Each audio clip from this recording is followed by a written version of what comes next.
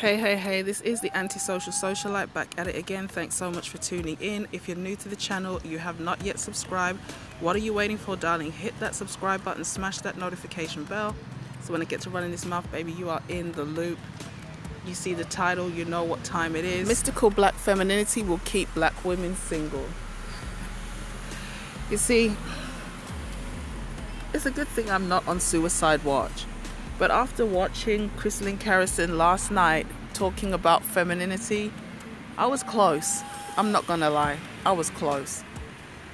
You see, there's been a number of conversations recently going around with black women trying to describe femininity. And I've done a live on Instagram, so check me out over there. Miss Antisocial Socialite, follow me. It's a great way to have conversation and, you know, live chats and everything. And I just don't understand why people have to make this thing so much more complicated than it really needs to be. Okay? If you are talking about femininity, you're talking about femininity from the standpoint of biology. Okay? As you can see on the screen, I didn't really want to touch on femininity from the natural standpoint, healthy femininity, because I was assuming that was quite played out. But, you know, shout out to BGS, shout out to a number of people who've started talking about this. And, you know, Christelyn forced my hand, I have to blame somebody.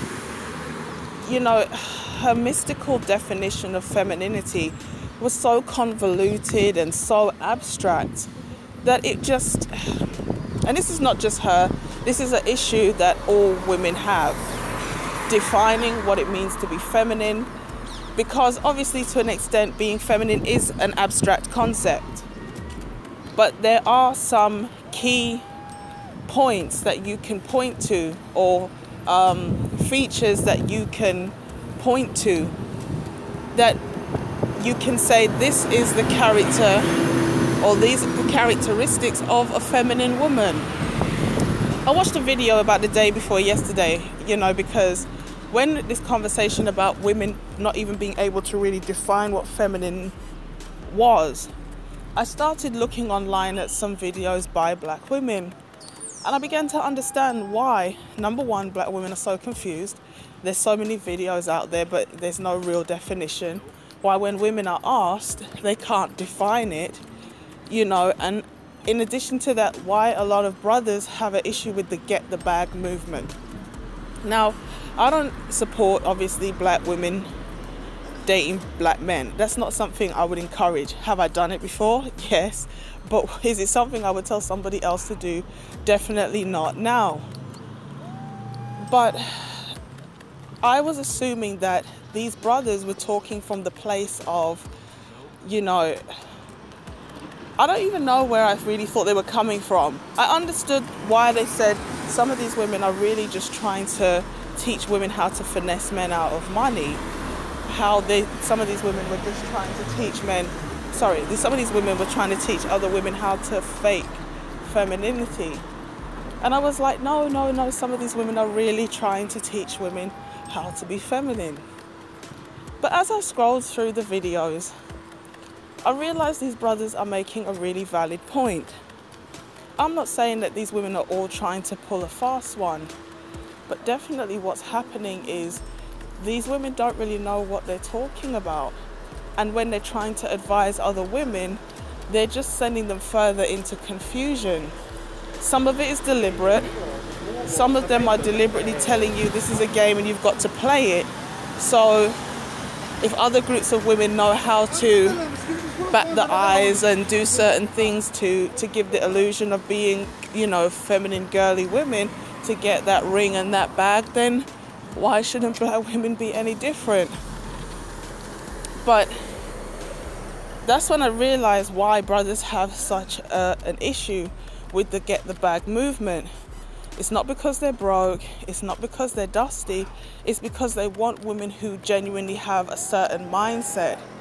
And once again, you know, the black men haters, the black feminists, you know, they start talking about how much you know, the reason why the black woman is not feminine is because somehow it's the black woman's fault. Now, I'll give Christelyn I'll give her a good shout out. I'll give her a prop. She did say that black women struggle to be feminine and they struggle to define femininity because it hadn't been modeled for them. I'll leave the link to the live stream in the description box below. But the reality is this: as per usual, black women never really dig deeper than, barely touching the surface as to why they don't have these role models. So I wanted to break it down, but I don't know how to bring a clip from another video and embed it here. But the gist was, black women don't know how to rest in their femininity because black men do not make them feel secure like a baby.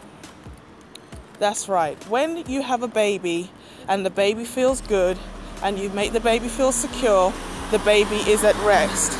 But when the baby doesn't feel secure, and she didn't really use that word, then the baby is anxious. So the woman is like the baby, and it's the black man's responsibility to make the baby feel good. That was how she started her explanation of femininity to women. Then she started to say, well, black women, they don't really have femininity modeled for them. So that's another reason why they struggle to know how to be feminine. I was really hoping that she would delve a bit deeper into that point, because that's really the crux of the matter. Going back to this, the picture of the little black girl in the tutu holding the gun.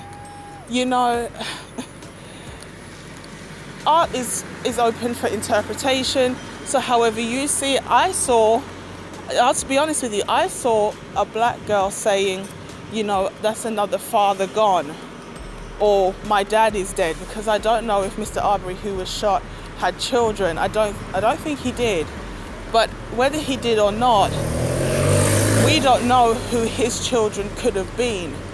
And so these men have robbed a whole generation, a whole lineage of coming into existence.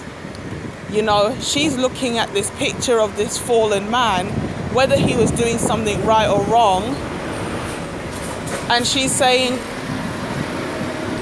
this man is no longer with us because, these guys have shot him, and that could have been my father, that could have been my brother, that could have been my uncle. We don't know.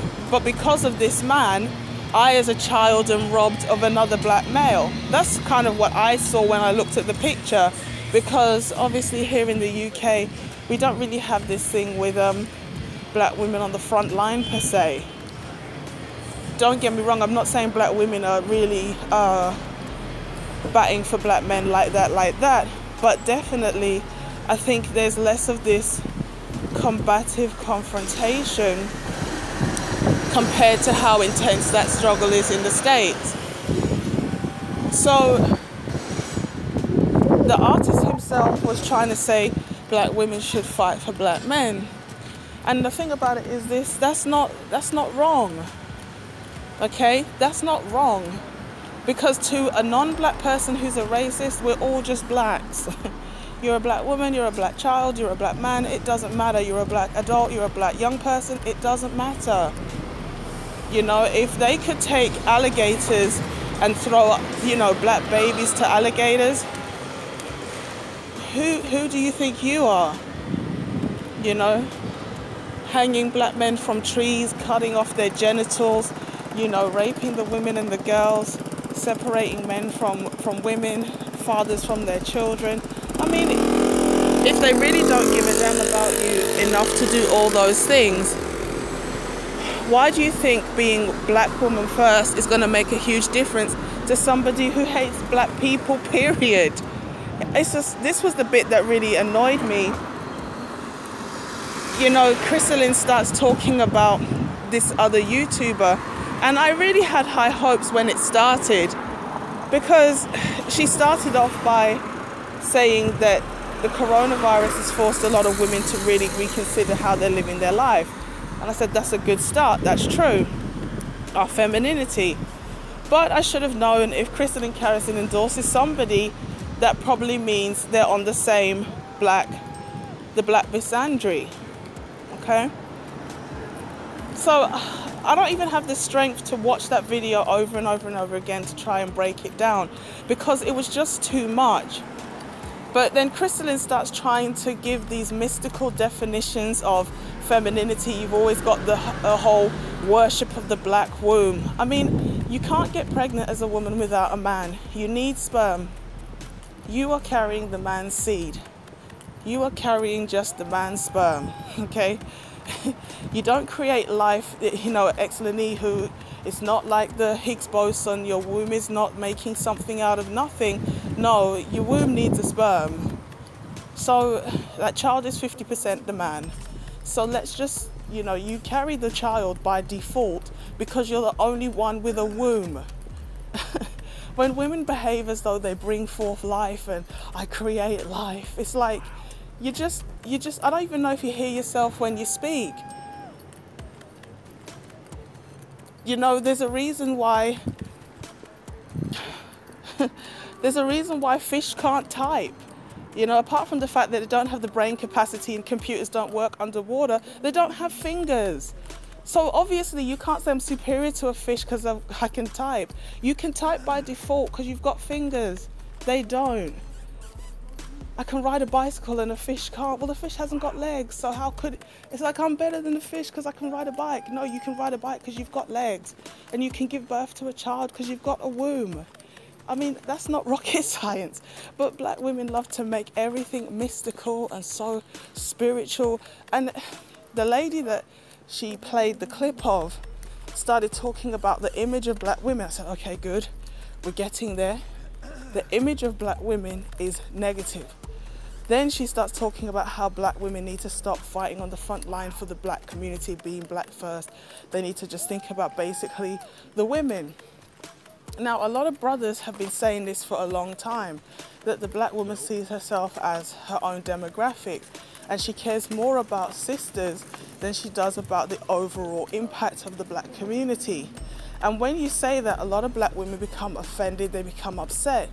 But if you've had a YouTuber that's been making content for like 10 years saying this, then obviously she's impacted a lot of people to feel this way, which is exactly why we have the outcome in the community that we have. This is why if a woman has a son and a daughter, she's pushing the daughter and she's emasculating the son. This is why if she has a son and a daughter, she's telling the daughter to be empowered, to get her education, to be independent, to be strong. And then the son, she's just letting fall by the wayside, or she's coddling him, or she's stunting his growth in some way. You know, and it just becomes really frustrating listening to black female YouTubers talking about something that you don't really need a degree. You don't need a whole heap of education. You can just do a Google search, a simple Google search where you find the information and you present it honestly. If people want to know what it is to be feminine, just do a Google search and tell them. So I haven't read through all of these things, but I'm going to I really wanted to touch on the toxic side. And I don't really want to start with that. I was going to do that only. Yeah. But the first word it says in the toxic or the wounded femininity is victim. When you listen to black female YouTubers, this is the underlying sentiment in every single video. How I'm being hard done by, how I'm being let down, how I'm being victimized. It's just crying and complaining. And it's like there's never a reflection on the black woman's part how she plays a role in her own demise. So when you hear a lot of these women complaining, when you see these channels blowing up with, you know, hundreds of thousands of subscribers, it just goes and speaks to the woundedness of a lot of these black women. But because they're so conditioned and programmed to blame the black man for everything, they continually perpetuate the cycle of we have to be strong, we can't be emotional, we can't be vulnerable. And that ultimately causes you, which is another word that is here, to withhold. You withhold your emotions, you suppress your feelings. These are all products of being raised in an environment that doesn't foster and cultivate your natural feminine attributes. So I'm just going to read through them and then discuss a few of them. I touched on some of them already in the live stream I did on Instagram, so check me out over there. But I wanted to actually get this image up and read it as we discuss, because it's important to kind of take it step by step so that we can see exactly what is going on here. You know, discussing femininity shouldn't be this hard. It shouldn't be this complicated. But because Black people love everything mystical, everything abstract, they don't really want to talk about things in the natural. They don't really want to think about things in the concrete, because then that's obviously going to mean that you have to, address certain things and then just act. So by keeping it vague, keeping it abstract, it's a way to always be in a cycle of inactivity. Okay, so let's have a little bit of a look at some of these descriptions of what it means to be feminine. And before I start, why is a woman feminine? A woman is not feminine to get a job. A woman is not feminine because it feels nice. She's not even necessarily feminine to, how can I say? She's not necessarily feminine because it's in her nature. There's nature, there's innate feminine traits. For example, if you give small children a range of toys, boys and girls, you see them naturally gravitate towards more gender-specific toys. The girls start to group up, there's a hierarchy, we often have a leader, the rest are followers, they all copy each other, they want to play with the dolls, they want to play with the prams, they want to play with the tea sets. The boys by nature, they're going for the bricks, they're going for the toy drills and things. It's inbuilt in us to be in alignment with a certain innate degree of either femininity or masculinity. But if we do not have those traits cultivated within us, over time we can pick up habits. As I've said before, a significant portion of our calorie intake is just keeping the brain going, because we know once the brain is deteriorating, the other functions of the body start to go. So the brain wants to conserve energy by creating pathways, and over time it's like a path that gets trodden through the grass. You don't need effort to walk that path, because it's already been trod so many times, it's ingrained to the point where nothing's even growing on the path anymore. I know, because after they did the grass outside my house, people thought it was funny to feed the birds. And the birds dug the grass up so much, grabbing all this old bread and rice, that after it took ages for them to come and sort that mess out, we had another bald patch again. I'm not going to get upset about the bald patch in the grass. Oh. But up to this day, the grass is not really coming back, because the way it's been trodden by these birds pecking at it, even the seeds for the grass have probably been eaten. So there's no root there for it to come back for now, right? And it's the same thing with the brain. The brain is trying to conserve energy by forming neural pathways. So as the child learns through imitation and observation, they pick up what we now call habits. It's a habit to react a certain way. It's a habit to click your fingers in someone's face. It's a habit to get up in someone's face. It's a habit to shout and raise your voice, or to operate a certain way. And we say, oh, I can't help it. That's just who I am. Well, no, to an extent, that's who we've become, because we're conditioned through repetitive actions and through the demonstration or the example that's been set for us. Okay? So over time, as you watch your mother, because as a girl you're going to identify with the same-sex parent, which is the mother, or females around you, and if you don't have females around you, you're going to turn to the media and your friends. As you turn to these sources of female, not advice, but example, you're going to pick up these habits and actions that then just become a part of you over time as you reinforce them, as you live them out. Okay? So that's all that's really happening. It's not some big complicated secret. It's not some mystical, download from Oshun. No. We don't need to go and see, the white witch of wherever. It's just that, okay? We become who we become because we observe the way our mothers act. And if our mothers are harsh, if our mothers are hard, if our mothers are unloving and unnurturing, we pick up those same behaviors.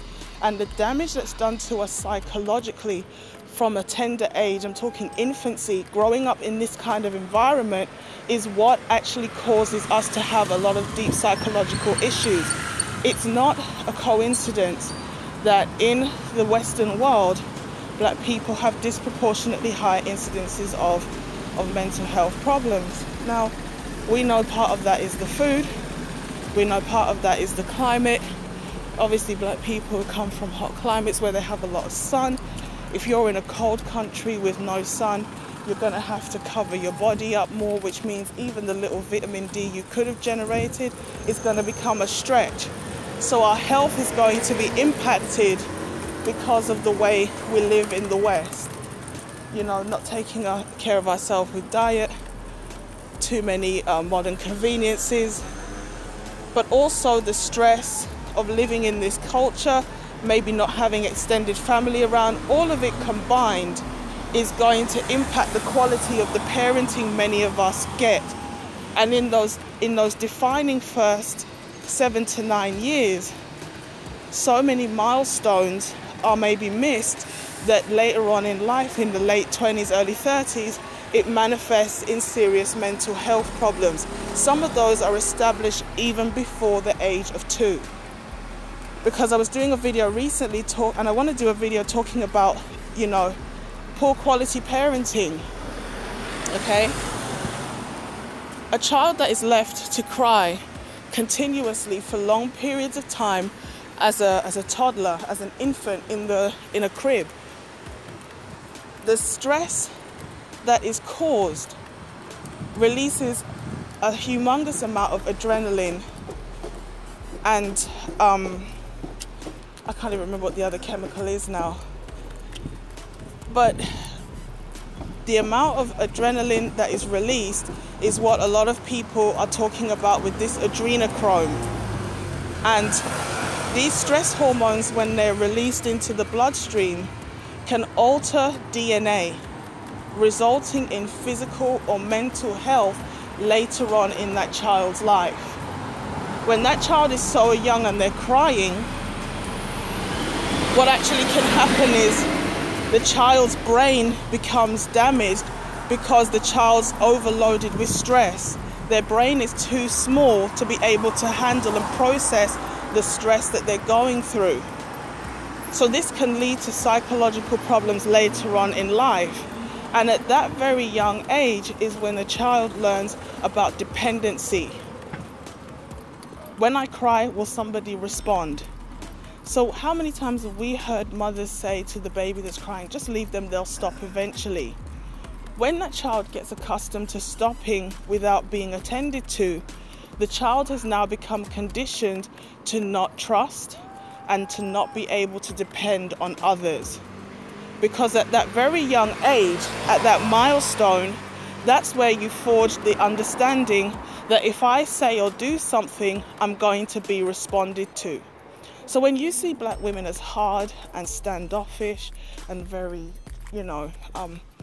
closed, they're not able to open up freely and be vulnerable, it could be that they were left for long periods at a time as small children without much attention. They had mothers who were too busy, they had mothers who were unresponsive, and by nature, a woman or a mother is more inclined to give a child something to distract them and send them away, as opposed to playing with them in a hands-on way. I'm trying to get into this femininity thing, but I might as well, bang 2 videos at the same time. Okay? When that child is sitting in that corner playing by themselves, the mother is happy because she can get on with other things that she needs to get on with. But as a result of leaving that child for significant periods unresponded to, the child is not learning facial expressions, they're not learning the nuances of interaction, and they're not learning how to build trust. And children obviously are introspective, they're subjective, they're going to project what they learn in their small world out into the external world and into the future. So if they get used to crying and nobody is coming to them and responding, then what's going to happen is that child subconsciously believes, anytime I need help, no one's going to help me. Which is going to do what for the person? It's going to make them hyper independent, it's going to make them very defensive, because they are going to believe that anytime they need help from someone, it's not going to come. So the role of the mother and parenting is crucial. And other groups understand this, and I've said this myself. I've seen people, as soon as the baby makes a noise, the mother's gone rushing in to pick them up, and I was like, you're going to spoil this child. But that's before I understood the importance of, having a balance, not being so on hand that the child can it becomes dependent upon you, but not being so distant that the child becomes avoidant in its form of attachment. Okay? So the first one here, it talks about unconditional love. As I said on my live stream on Instagram, there's that textbook story of the child breaks the curfew, they're supposed to come home at a certain time and they don't, and so the father locks them out. The mother has compassion and she goes down and unlocks the door. Now, obviously, she's undermined the father's authority, which is not a good thing, but she's demonstrated to the child that your actions do not stop me from loving you. Your ability to be loved as a person is not contingent upon you doing what I want you to do. And that's important because as adults, we don't want to get into situations where we allow ourselves to be abused and taken advantage of because we're so desperate to please that we do not see that the person we're trying to please maybe can't be pleased, they're dangerous, they're harming us, or that their negative treatment towards us is not a reflection of who we are. It's not warranted because we're bad people. They are the bad person. We deserve to be loved, period. And as a result of, regardless of what we do. So when the mother has unconditional love towards the child, this is the only time when, as individuals, as people, we are going to have this, no matter what you do, you still get a pass. And I've seen this. Women in their 50s, maybe they didn't have love, maybe they got married early and they weren't really sure of themselves, they didn't really have much of a youth, and it's like they're still chasing it in their 50s. Women who are big, still arguing like children, still petty, still trying to gather things and catch up in life when all those things should have already been sorted out. But because they didn't get what they needed during childhood, now they're adults, they're just constantly chasing it. And this is what we call arrested development. There was a developmental period that wasn't satisfied, and it cannot really be satisfied as an adult, but people are still trying to find it. Okay, so it's important for people, especially women, to understand that this whole unconditional love and spoiling the baby and things like that is important for building the self-esteem of the child and to help them to feel valued, and it encourages them to also be vulnerable because they know, just like when mommy used to come, someone will also come in the future. So that child is able to be trusting and open because of the fact that they have that positive reference to go back to. Okay, again, the same with understanding, communication, listening to the child, valuing the child's opinion. Why is that important? Because at the end of the day, if we are, as adults, we know what is important from what's not important. But again, to a child in their small world, everything is a big deal. So if the mother doesn't teach the child how to process their emotions, that child will be an emotional adult. They won't know how to regulate their emotions. So they'll either be hyper emotional or they'll be completely disconnected from their feelings. Okay? So again, nurturing is a big one. Nurturing in terms of validating the child's existence. And I keep talking about this in relation to children, and I said what it wasn't really about. Femininity at its core is about facilitating reproduction. It's about securing the best mate and then going forward to produce the best next generation of offspring. So these attributes of femininity are biologically wired into the woman and have to be cultivated so that she can produce successful offspring. So I think I got sidetracked and didn't actually finish that point. Why we have a feminine nature is not to be the divine feminine, talking about our wombs all day. It's about producing a functioning next generation. Okay? So these attributes in this woman's character are going to be externalized in certain ways that are going to facilitate healthy, productive offspring. Okay? So nurturing, not just nurturing the child with food and milk, but listening to the child, playing with them one-to-one. A lot of the times women don't understand why children are daddy's children. We used to say it's daddy's girl, but the reality is even boys, they gravitate a lot to their father. And it's because men are more logical. They don't make a big thing out of everything. They really know how to pick their battles. They really get distressed when they see children crying. So they're more inclined to be attentive when the child is in distress of some kind. And as a result of that attentiveness, the child naturally associates the father with comfort, the father with security more than the mother. Although it's the mother all day pushing the child around in the stroller, preparing meals, changing diapers, all those kind of things. On an adult level, on a practical level, the mother is doing the most. But in the child's mind, when they think about when I was distressed, who really made me feel good, they see the father's face. And that connection is forged even at a young age. And as the child grows, they gravitate towards the good feeling that they have when they think of the father. That's why children, although the father is not always the most hands-on, he's not always present, in the real world he could be a quote-unquote deadbeat.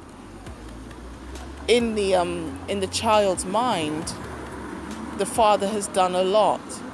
And so there's a feeling that comes associated with the father which is not there with the mother. As I said earlier, women by nature are more inclined to give a child a toy. Give the child the phone, give the child the tablet, plonk them in front of the TV because I've got other things to do. And the good child is the one who plays quietly and doesn't disturb mummy. But the father, when he comes in, he wants to get down on the ground with the child and play. And that kind of play in and of itself is nurturing because you get to see what the child really is good at, where they have skill, what they enjoy. And all these things are enriching for the child. The child wants hand-to-hand attention, face-to-face interaction. And when they think of the father and the mother, it's the father who's giving them that kind of interaction. Okay? So kindness. If you want your children to be kind, you have to be kind to them. And part of that is serving them. You see, like I said earlier about people chasing their childhood, when you've had a very hard childhood where you've never had somebody really give you that unconditional love and attention, you can become quite hard as a result. And I had to say this to somebody recently. Again, just because you pay the bills and you have to do all the taxes and you carry the heavy shopping bags, the child has no concept of all of the things that it takes to keep a household running. So you cannot try to rationalize with a child why they should be happy or obedient or grateful or well behaved. The only thing they know is right now I want to play and there's no one ever available to give me that attention. Similarly, the child can become like I don't want to say a slave or a dog's body, but it's kind of like everybody has to chip in, and when I can't fill the gap, I'm going to send the kids to do it. And you can't have that, because the child can see that they're to an extent being used and they become disgruntled, especially if they don't feel like their emotional needs are always being met. They feel like they're constantly having demands made upon them, but they're never getting their needs met. Now, obviously, as a parent, you know that their needs are getting met because they have food, they have shelter, they have warmth, they have the things that sustain their life. But to a child, their emotional needs take priority over their physical needs because they don't fully understand the concept of their physical needs. This is why children run away, for example, and they think it's like a movie. I'll just gather up a loaf of bread and like 2 tins of beans or something and my Switch or whatever, or my PSP, and I'm good. And it's like, oh, I didn't think about how I charge this PSP once I run I didn't think about how I'd open these tins of beans because mummy always opens it with that metal thing that she's got. Children don't understand certain things, but in their small world, they do understand the way people around them make them feel. So if we want children who understand give and take and appreciation and things like this, they also have to be served. That way they can understand the importance of serving, and they're also not craving to be served all the time as they become adults. Narcissism is born out of 2 things. And it's funny because they're actually polar opposites. A person can become narcissistic because they're spoiled. But a person can also become narcissistic because they're emotionally deprived. When we're children and we're not getting that emotional input, we go into, survival mode. I've got to look out for myself. I've got to defend myself. I've got to make sure whatever I need, I get it. And then just like being spoiled, you're the central focus of your own world. People who are emotionally deprived are also the same. But the person who is emotionally starved is more tending towards covert forms of narcissism, okay? So being kind to a child, showing that you can serve them, is actually going to help them to develop this healthy sense of give and take. And what I really like about the fact that it talks about wounded femininity, underneath it talks about neediness. So it could be being demanding or being manipulative. Because this person has developed narcissistic tendencies as a result of being starved emotionally, they become very manipulative because they want to always find ways to control people into a form of narcissistic supply of attention. They didn't get enough when they were a child, so they're constantly craving it as adults. Okay? So intuitive, again, if you don't have feelings, if you're not emotionally open, you're not necessarily going to sense where something could be a bit off. Why do you need intuition? Because people can be actors. If you're trying to protect a child and for some reason somebody's giving off a vibe that makes you feel uncomfortable, you can't necessarily put your finger on it, but you know there's something about this person that you don't like. Emotionally healthy people who are walking in that natural femininity, they tend to have a bit more of a stronger intuition, as opposed to being naive and needing to always be kind of having things broken down for them. They're looking for certain cues and indicators because they don't really know what to look for. Okay? Again, gullibility, repeating the certain mistakes, blah, blah, blah. That's all a sign of a lack of intuition and long-term thinking. Okay, surrender, sensitivity. Okay, surrender's a big one. Goes back to what I was saying about being vulnerable and being able to be dependent upon other people. We know black women really struggle with the concept of submission. And the reason why they struggle with the concept of submission is because they themselves have not had that loving, tender care at times. They haven't been nurtured. They haven't been made to feel like that special person. So they find it hard to make someone else feel special. But also, I didn't really want to talk about the men, but obviously if you grew up in a household with strong women and no men, you're going to fear what you don't understand. So if you don't understand, it kind of is connected to intuition. You're not going to fear what you feel you understand. You're not going to fear what you know has not hurt you before. So if your father has died, or if your father is absent, maybe your father is physically present but emotionally absent, maybe he's a deadbeat, he's not a leader in the household, he's in the submissive role versus being in the position of leadership. As a daughter looking at this man who is maybe your first caregiver, if he's present, it's going to shape your opinion of men in general. And that's what you're going to lead with, which is why so many black women have a problem with black male leadership. They're not used to it because they either haven't seen it, because the man was not there when they were growing up, or he was a poor leader. And this is one of the reasons why Christelyn Karazin's video is so annoying, because once again it's disingenuous. You're not getting to the root of the matter, which is if the daughters grow up without fathers in the home because the mothers picked the wrong men to have children with in the first place, you cannot blame the fathers for being absent. It's like, I don't blame a dog for barking. I don't say, why don't you meow like a cat? I don't blame the birds for flying because they were created to fly. If a guy is a deadbeat, you can't blame him for being what he is. You just either take it or you leave it. And a lot of women, they want to take these broken men who were failed by their own mothers because their mothers probably weren't feminine and had these attributes, and then they're trying to fix them. And when they can't fix them and they have children with them and they're tied to them for life, they then become bitter. But instead of talking about why these men are like this in the first place and why, unfortunately, if the man is broken, you should not go to them, these women just start bashing the men instead. And that's pointless. It's pointless because at the end of the day, he is who he is. You either work with it or you leave it. But again, wounded femininity. They always have to be the victim. So we have to pick men who we have to build and struggle with and wrestle with and be a mother to them and fight on the front line for them and blah, blah, blah. So that when it all falls to pieces, we have a legitimate reason to be bitter. Okay?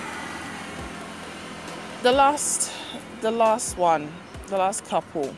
Ease and stillness. Okay, a lot of black men talk about what they really want in a woman is the woman to be their peace. They want a woman who's going to create an environment that is turning a house into a home. Christelyn Karazin did touch on this, but again, if you are a contentious woman, the scripture says it's better to live on the corner of the roof than with a contentious woman. And many women who are not at ease, they don't know how to be still, they always need to be stimulated in some way. They cannot turn a house into a home because they are contentious. So when we talk about creating an environment of ease,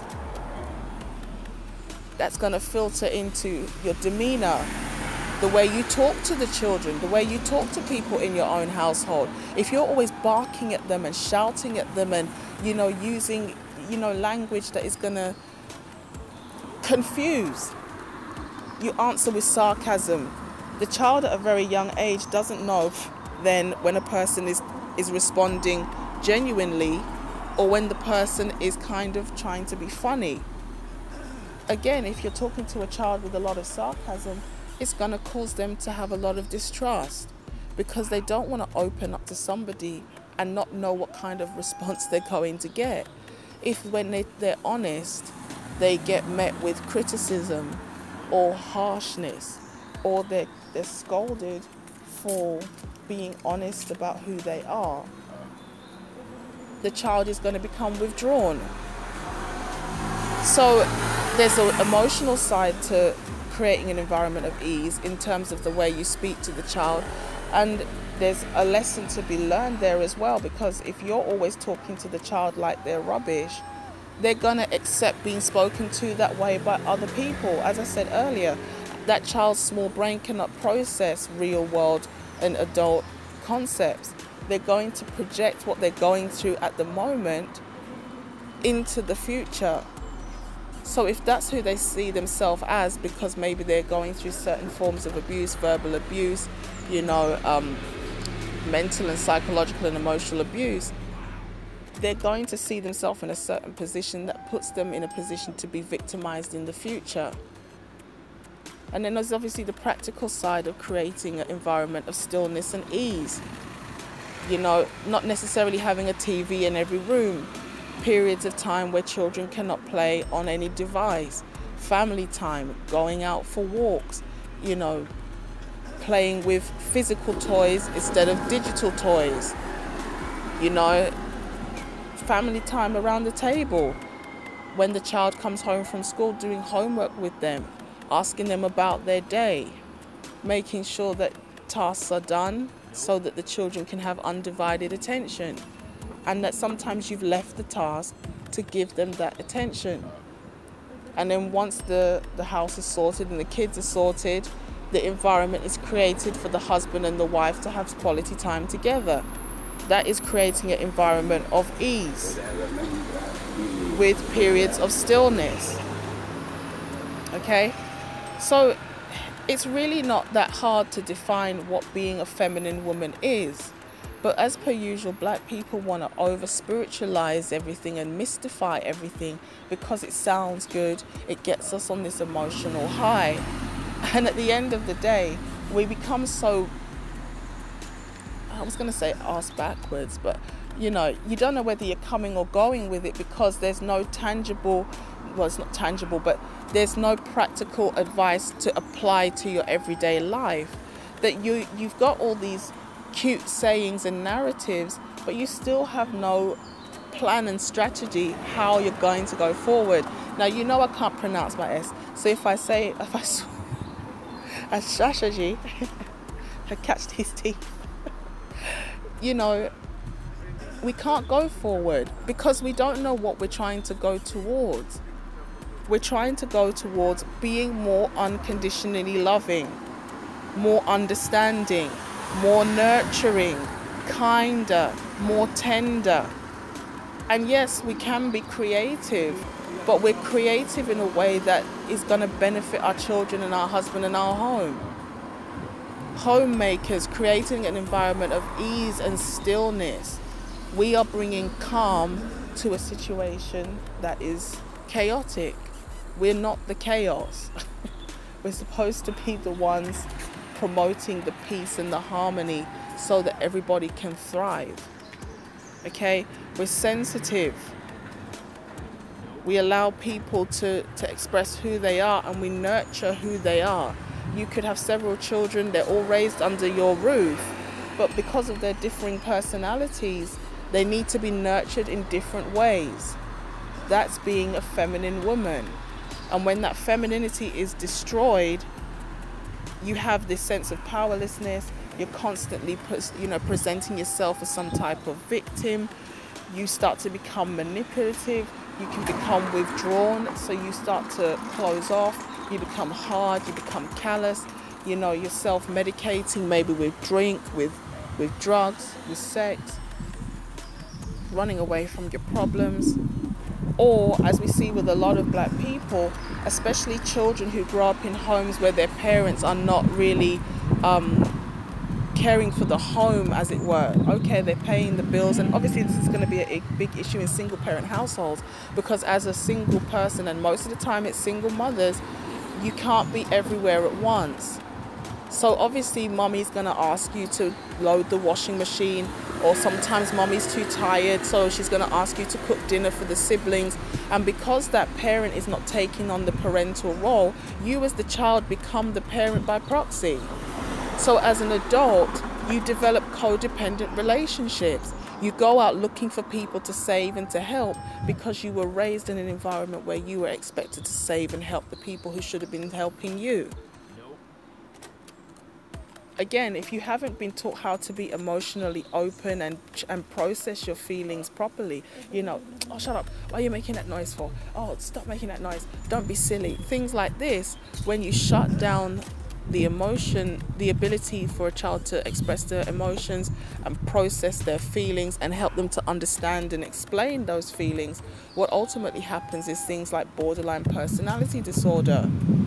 Being in a household with an excessively critical parent and being in a household where you're not allowed to show emotion contributes to people developing psychological issues where they cannot regulate their emotions.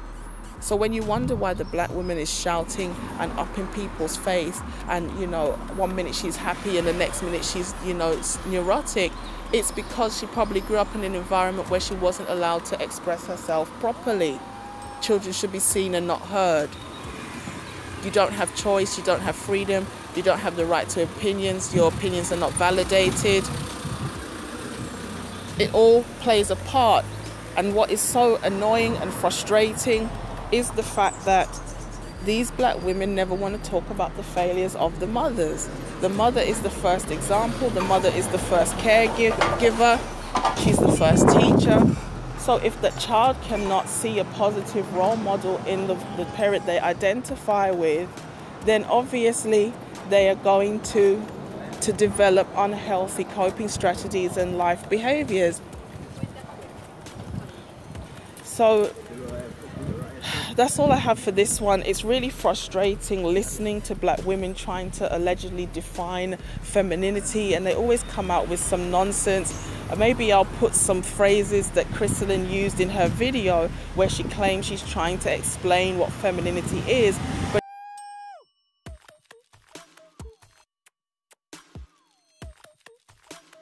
nope.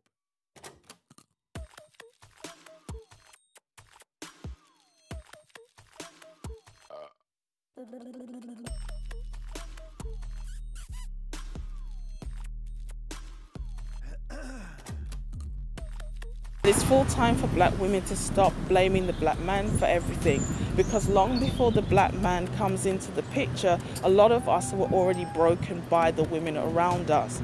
And those negative mind states are reinforced by black women because they're constantly telling you, be strong, don't let people see you cry, you know, sassy is the way. You know, I saw a woman coming out of the supermarket and, you know, as she's, you know, dragging her shopping trolley with attitude, she's like, oh, maybe they don't know I'm black. And I'm just like, yeah, everybody knows you're black, because everywhere that they put a dark-skinned black woman, they reinforce the stereotype of this belligerent, you know, attitude, you know, waving of the hands, the look, you know, it's constantly being reinforced, and we think it's funny, we think it's cute, but it's not cute. That's all I got for this one. Let me know what you think in the comment section. Like, share, comment and subscribe, and I will catch you in the next one. Peace.